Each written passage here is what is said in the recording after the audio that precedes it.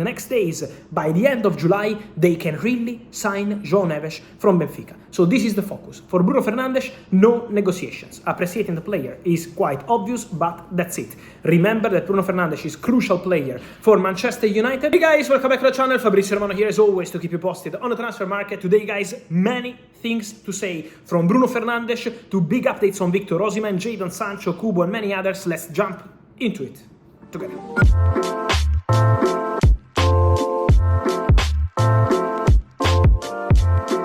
And so guys, let me start today's video by mentioning things happening around Europe. Busy Monday with Callum Wiley official to Chelsea, new left back coming from Atlanta United. He will go on loan to Strasbourg. Amadou Onana official to Aston Villa. The here we go was already 2 weeks ago for £50 million plus a downs and sell-on fee. Diaby goes to Al Ittihad for €60 million.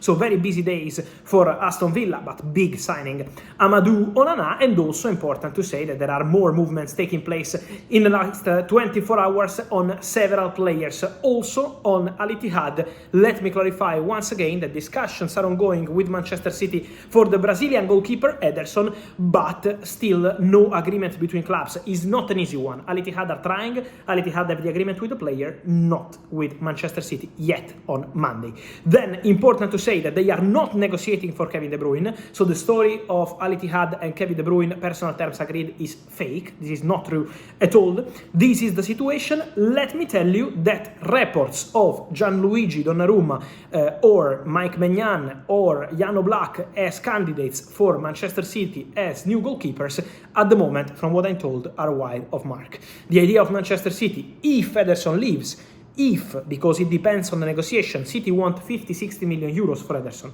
So let's see how much Al Ittihad will offer. But in case Ederson goes, the idea of Man City is Stefan Ortega first goalkeeper. So not to invest big money on other goalkeepers, but to bring in a new backup goalkeeper, young, talented, who can help for present and future. But Ortega would be the first goalkeeper if Ederson leaves. This is the strategy of the club since they extended the contract of Stefan Ortega already more than 1 month ago. Important to say that while I'm recording this video, Arsenal are closing in on deal for Riccardo Calafiori, already agreed on Saturday between clubs, as I told you. Agreement reached for Arsenal and Bologna, agreement reached between Calafiori and Arsenal on a 5-year contract, €4 million net per season since June. So everything ready. Now also Bologna and Basel are fixing all the details of the sell-on clause. The feeling is that in the next hours, today, tomorrow, Calafiori will be here we go for Arsenal, then time for medical test, contract signing, and Mikel Arteta will have the defender he wanted,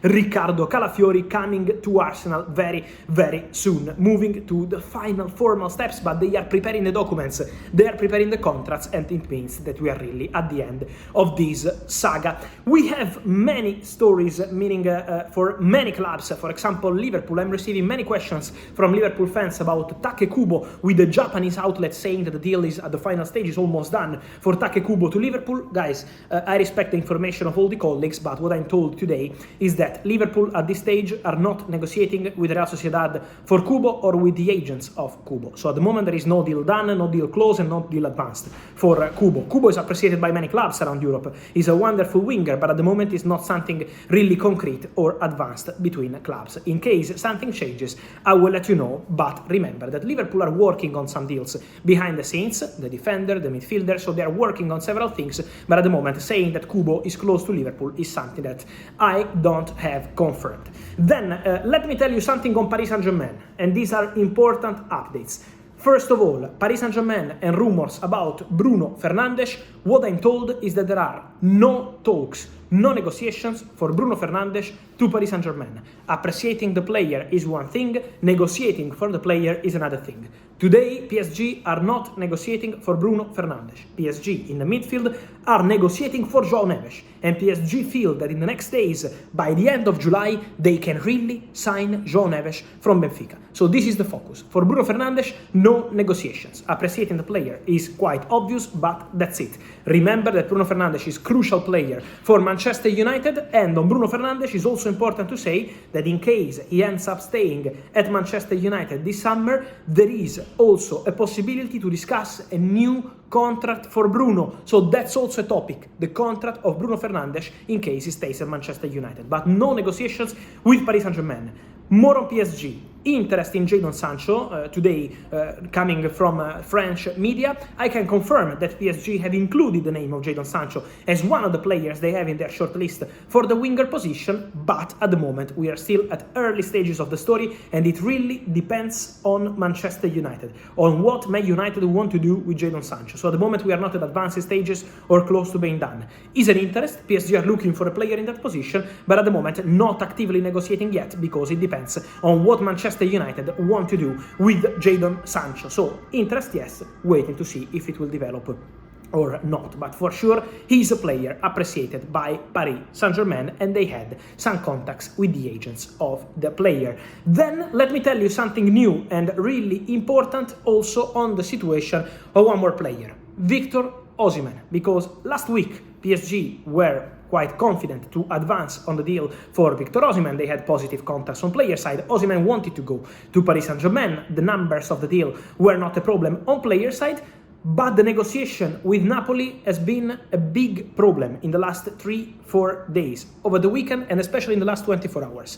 Napoli wanted to include Kang In Lee as part of the deal. For PSG, impossible, no way, really important player, so PSG said no to Kang In Lee to be involved in the deal, so no agreement between clubs. Napoli started asking again for the value of the release clause, 120-130 million euros. PSG will not pay that money, so PSG said no to paying the release clause. In case it was an open deal with different conditions, PSG were open.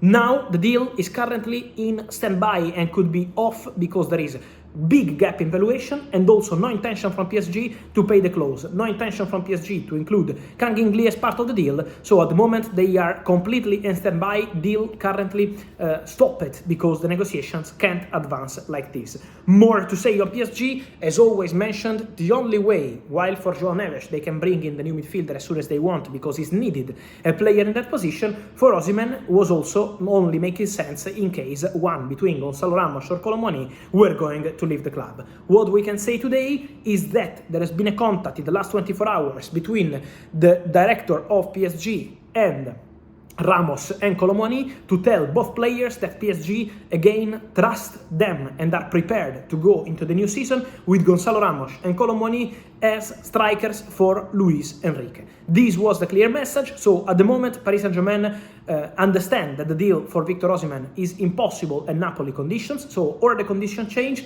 or the deal at the moment is currently standby, potentially off, with Gonzalo Ramos and Colomoni ready to stay at the club, and the only way to bring in a new player like Victor Osimhen was to see one of these two players leaving. At the moment this is not happening, and so this is the state of the story for Victor Osimhen.